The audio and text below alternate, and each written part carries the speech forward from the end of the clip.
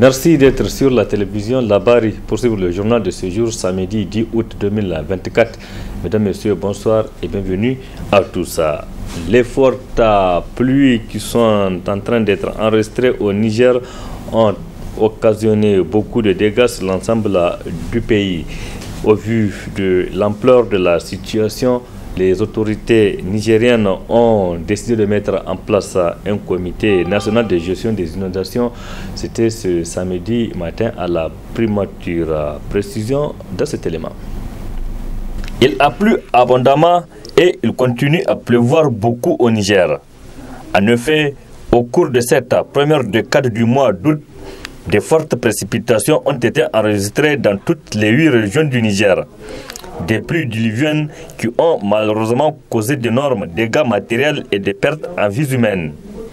Plus de 137 156 personnes sinistrées affectant 17 632 ménages avec 94 décès à la date du 8 août 2024. Une situation qui préoccupe les autorités nigériennes qui viennent d'ailleurs ainsi de mettre en place un comité qui aura la lourde tâche de gérer ces inondations. Le chef de l'État, le général Tchani, demande que la mobilisation, telle qu'on la reconnaît à l'ensemble des Nigériens, puisse se remettre en place pour soutenir l'effort à accomplir pour apporter, comme je le disais, des réponses face à cette situation de catastrophe que l'on observe depuis le début de la saison de pluie.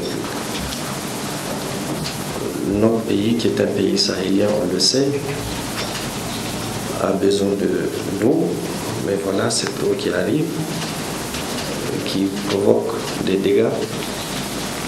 Le rôle, la responsabilité qui est la nôtre, c'est de voir effectivement comment la retenir, comment la transformer et comment la mettre à contribution pour répondre aux besoins des populations. Il y aura un travail à faire rapidement. Ce comité composé des membres du gouvernement, des éléments de sapeurs-pompiers et ceux de la direction de la protection civile aura entre autres missions de faire des propositions, travailler sur l'identification des causes, identifier les moyens permanents et efficients de lutte contre la sécheresse dans le cadre de l'atteinte de notre souveraineté alimentaire. Il faut également réfléchir à la construction d'un système de drainage et de stockage des eaux afin de recharger nos nappes phréatiques, de disposer en surface de l'eau pour les activités agricoles. Nous devons élaborer également ou réhabiliter en collaboration avec les services techniques de l'État les schémas d'urbanisme de nos communes. Même les matériaux de construction doivent retenir l'attention du comité. Un programme de communication est attendu. Il doit être élaboré afin que les populations qui sont les principales bénéficiaires et affectées puissent s'approprier les actions que vous proposerez. Les membres de ce comité n'ont plus du temps à perdre au vu des urgences qui se posent devant eux. Ils travailleront sous la coordination du Premier ministre Ali Mohamed Lamine.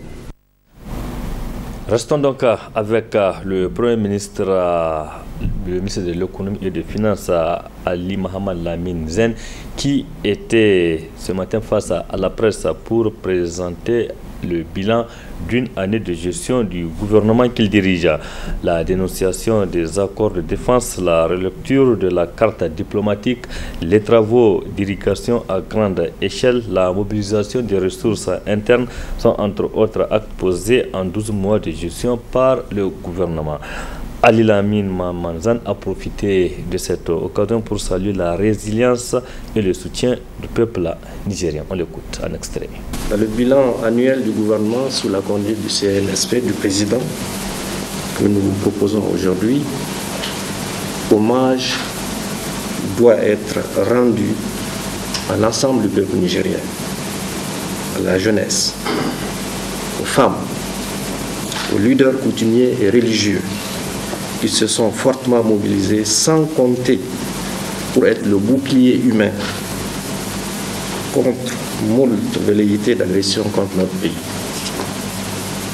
L'union du peuple autour du CNSP est donc le point marquant du bilan annuel que nous dressons pour cette première année d'exercice du gouvernement. En effet, c'est fort de la confiance du peuple que le CNSP, le président, a mis en place le 7 août 2023, le gouvernement qui s'était mis immédiatement au travail et a dégagé les tâches urgentes à accomplir, qui étaient maintenir l'État debout en assurant l'accomplissement de ses missions régaliennes, rompre les digues de l'encerclement dans lesquels la CEDEAO, l'UEMOA et leurs commanditaires hors du continent africain voulaient contenir notre pays afin de l'abattre, nouer des relations internationales respectueuses de la souveraineté et de l'indépendance de notre pays, asseoir les bases d'un progrès socio-économique de notre pays en tirant les leçons de tous les agissements malveillants dont notre pays a été l'objet alors qu'il n'a agressé personne, ni entrepris quoi que ce soit contre qui que ce soit. Dans l'exécution de ce programme ainsi arrêté sous la conduite du chef de l'État, le général Tchani, le gouvernement a aussi tiré un enseignement très important qui doit être porté à la connaissance du peuple pour qu'il en soit fier.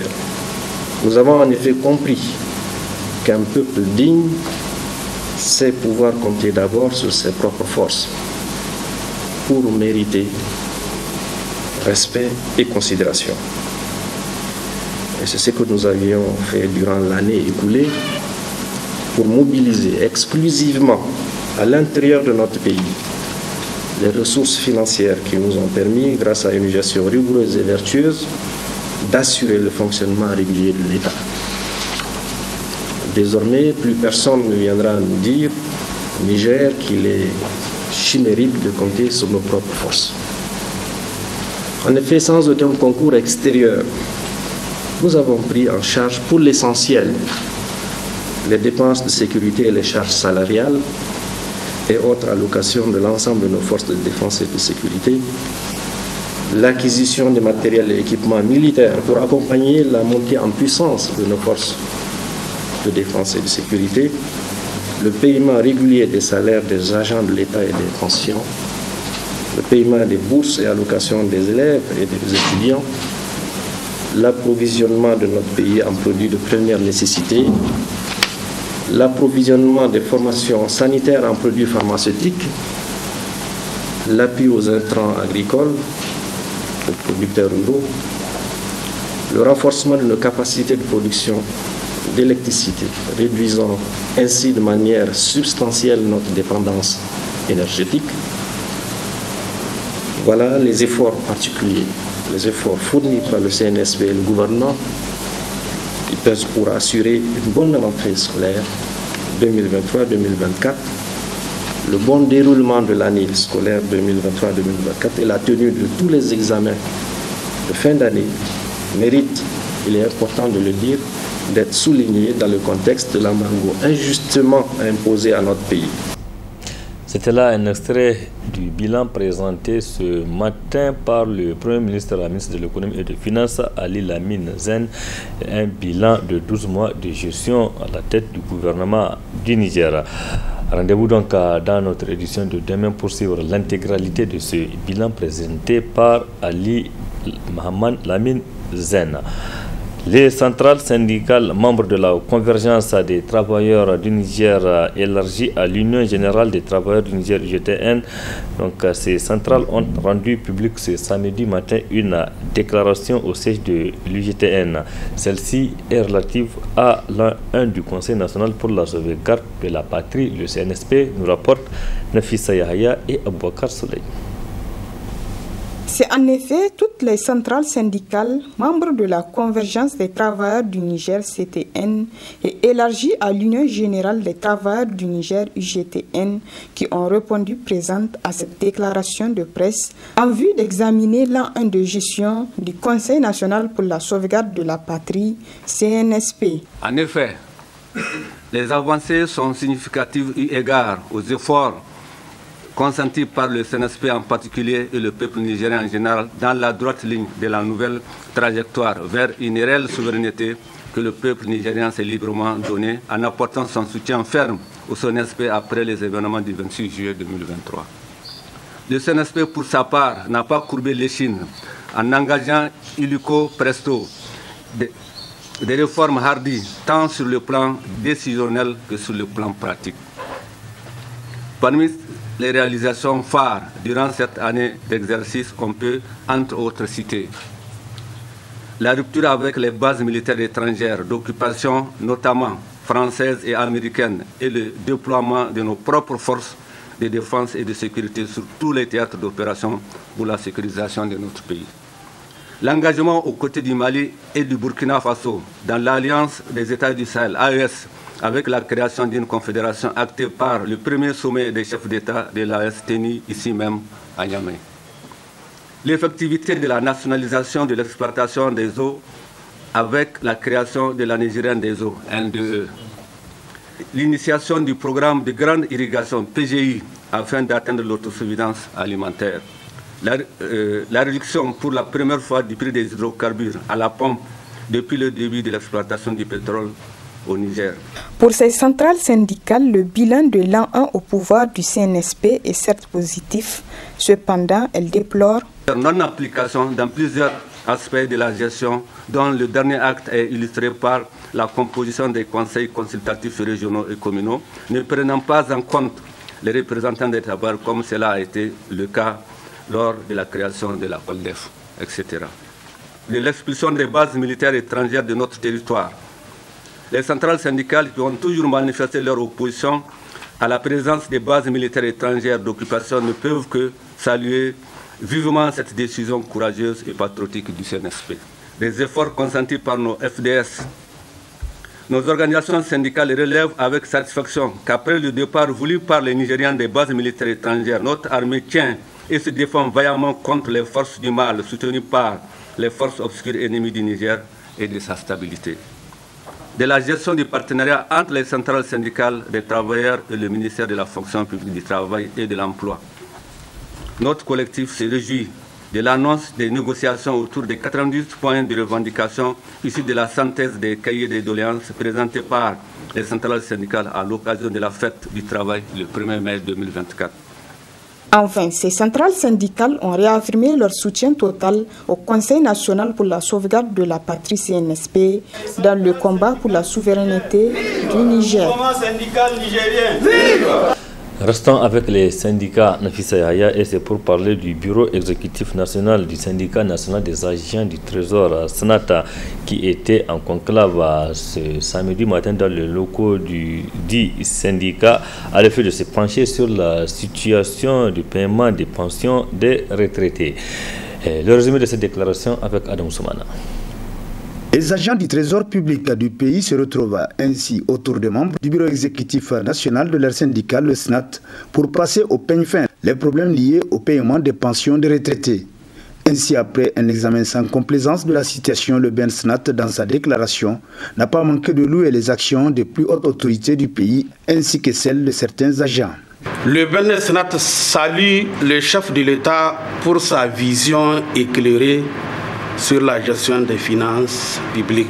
La hauteur d'esprit et le sens élevé de son Excellence Lamine Zen Ali Mahaman, Premier ministre, ministre de l'économie et des finances, de la gouvernance administrative et économique, de la direction générale du Trésor et de la comptabilité publique, considérant le réflexe de l'orientation stratégique et le sens du management de la Direction générale du Trésor et de la comptabilité publique en créant un comité ad hoc pour prendre en charge le paiement des pensions. Le BN SNAT salue cette initiative salvatrice. Le bureau exécutif national du syndicat national des agents du Trésor, BNSNAT, salue et encourage l'agent comptable chargé des dépôts, ACCD, pour sa réaction empreinte de déontologie et de maîtrise des procédures comptables. Dans le souci de préserver la paix sociale, d'atténuer les souffrances des retraités, conformément à l'ordonnance 2024-20 du 29 mai 2024 relative aux principes fondamentaux de protection sociale des personnes âgées. Le bureau exécutif national du syndicat national des agents du Trésor, BNSNAT, propose le déclassement du compte spécial du Trésor FNR et son remplacement par un compte de dépôt ouvert à la CCD. Face à cette situation, le BNSNAT demande l'adoption du statut particulier du cadre de l'administration financière et du Trésor. La protection en petit 2, la protection du comptable public à travers l'application stricte des dispositions du cadre harmonisé de la gestion des finances publiques. 3. La réhabilitation du fonds d'équipement à l'instar des autres régies financières. Petit 4. L'amélioration du cadre de travail des agents du réseau comptable du Trésor pour un meilleur rendement. Le bureau exécutif du syndicat national des agents du Trésor, par la même occasion, demande à ses militants de rester sereins et mobilisés autour de l'organisation, tout en louant les sacrifices consentis par les forces de défense et de sécurité dans l'accomplissement de leur mission. Dans le cadre de la célébration de la fête nationale de l'arbre édition 2024, l'ONG La Vie en Vert a procédé ce samedi matin à une séance de plantation d'arbres au niveau de l'école Angela Merkel. L'ONG La Vie en Vert contribue ainsi à la préservation de l'écosystème au Niger. Retrouvons Adam Soumana et Ibrahim Abdou. Jeunes volontaires pour l'environnement et membres de plusieurs FADA de la capitale honorent ainsi cette rencontre par leur présence pour magnifier la fête nationale de l'arbre sous la houlette de l'organisation non gouvernementale La Vie en Vert, dont l'un des responsables nous situe l'objet de cette cérémonie. Il s'agit de la distribution et de la plantation des arbres au profit de la population de Goudal sous le slogan dénommé La Boussanino Zanchankassane, afin de pouvoir contribuer à la souveraineté de notre pays. La lutte contre l'ensablement du fleuve Niger fait aussi partie de nos activités. Donc ce fleuve, source de vie, de prospérité pour tant de nos concitoyens, est aujourd'hui menacé, nous le savons tous. Nous devons donc ensemble redoubler d'efforts pour le protéger et le préserver pour les générations futures. Cette entreprise colossale nécessite la coopération de tous, c'est-à-dire citoyens, gouvernements et partenaires internationaux. Amadou Garba de poursuivre son intervention en exhortant l'assistance et au-delà l'ensemble de la population nigérienne à planter des arbres. Imaginons si la moitié des Nigériens plantent chacun et entretient un arbre à l'occasion de cette fête. Nous aurons planté au total plus de 10 millions d'arbres en un seul jour et donner ainsi un coup d'accélérateur et à l'effort national et d'inverser la tendance à la dégradation de notre système. Puisse Allah le Tout-Puissant, le Miséricordieux, nous gratifier d'un hivernage fécond dans la paix et la sécurité. Ainsi, pour joindre l'acte à la parole, l'ONG La Vie en Vert a procédé à la plantation d'arbres dans l'enceinte de l'école Angela Merkel, de distribuer des arbres à 8 quartiers de l'arrondissement communal de Niamey et aux 3 élèves les plus méritants lors des examens du CFEPD, BEPC et BAC session 2024 du 10 arrondissement communal.